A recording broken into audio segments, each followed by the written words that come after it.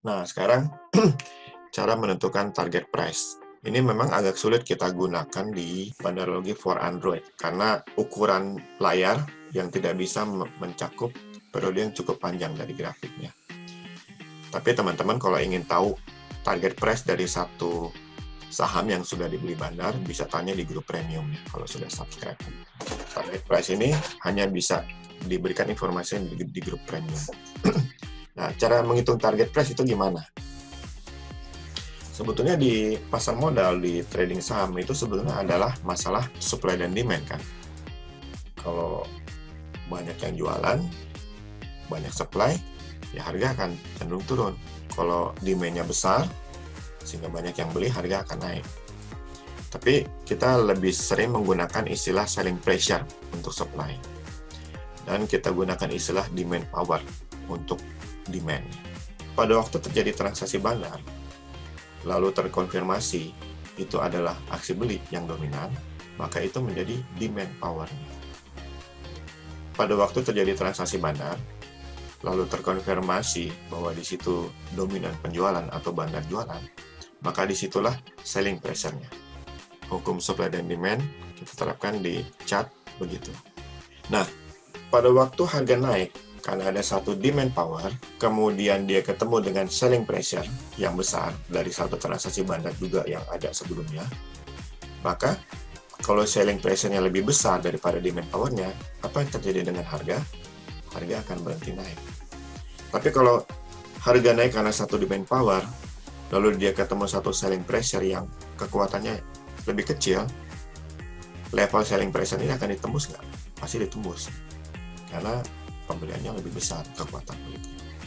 Nah, cara inilah yang kita gunakan untuk menentukan target price. Nah, kita lihat contohnya di chart. Waktu harga sedang downtrend, kemudian dia terjadi Bandar entry, dan didukung oleh aksi beli Bandar, yaitu MMA-nya naik nih, maka kita langsung bisa temukan demand power-nya.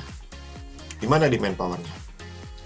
Kita ingat pada waktu ada satu resisten ditembus, itu berarti mengkonfirmasi satu transaksi Bandar yang terjadi sebelumnya sebagai aksi beli ya.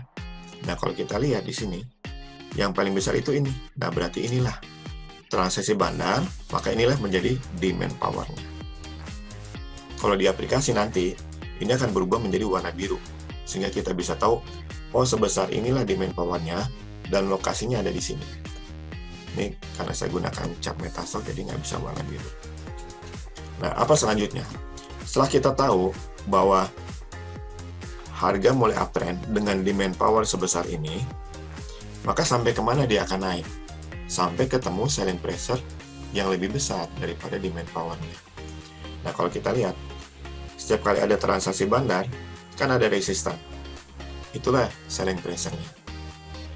Kalau confirm jualan, dan ini kan semua confirm jualan yang di atas. Ada transaksi Bandar, inilah selling pressure-nya, dan seterusnya. Nah, pada waktu nanti harga naik, kita akan lihat volume yang mewakili selling pressure-nya ini lebih besar nggak daripada demand power di sini. Kita lihat semua selling pressure-nya ini, volumenya masih lebih kecil ya, dengan demand power-nya. Maka kita bisa simpulkan, selling pressure yang ada di sini, di level-level ini, tidak cukup kuat untuk menahan kenaikan harga. Nah, di mana harga akan cenderung berhenti?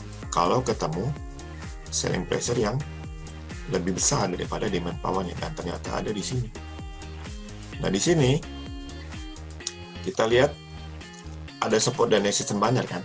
Kita ingat, kalau support ditembus ke bawah, dia berubah menjadi resistance. Maka ini juga selling pressure untuk supportnya. Nah, cara kita menentukan target price adalah waktu kita sudah beli di sini, maka kita memutuskan target jual saya di sini, target jual yang pertama, karena selling pressure-nya lebih besar daripada demand power-nya. Ini adalah target jual saya yang pertama. Kalau ternyata masih ditembus oleh harga, disinilah target jual saya yang kedua, yang terakhir. Jadi itu cara kita menentukan target price.